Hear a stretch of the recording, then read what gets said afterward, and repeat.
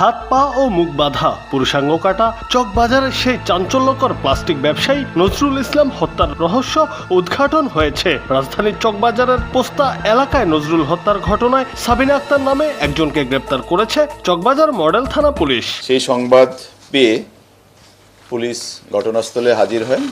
গ্রেফতারের পর সাবিনা এই ঘটনা সংক্রান্তে আমাদের কাছে বিস্তারিত খুলে বলে।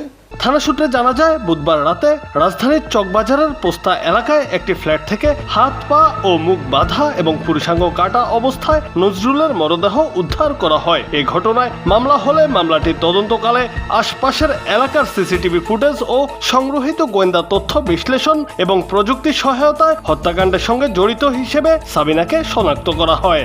গৃহস্থালিতে ব্যবহৃত একটি চাকু, ধারালো চাকু এবং ফুলের ভাঙ্গা টব, তার অংশবিশেষ আমরা জব্দ করি।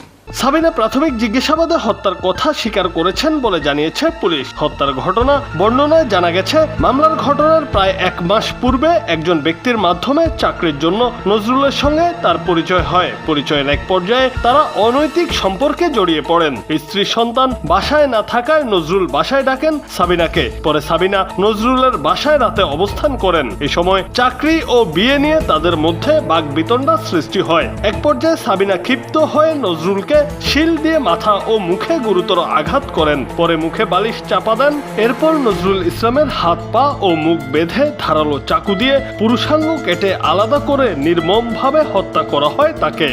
ঘরে যে শিল পাটা থাকে, ওই শিল দিয়ে তার মাথায় আঘাত করলে তাৎক্ষণিকভাবে নজরুল নিচে লুটিয়ে পড়ে এবং লুটিয়ে পড়ার পর সাবিনা তাকে ক্রমাগতভাবে মাথায় আঘাত করার এক পর্যায়ে নিস্তেজ হয়ে গেলে সে তাকে তার পরিহিত যে লুঙ্গি, সেই লুঙ্গি দিয়ে মুখ বেঁধে ফেলে এবং গামছা দিয়ে তার হাত পাও একসাথে বেঁধে দেয়।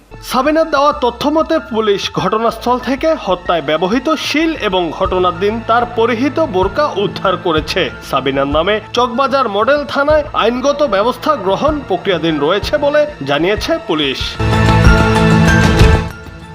জুনায়েদ আহমেদ, বাংলা টিভি।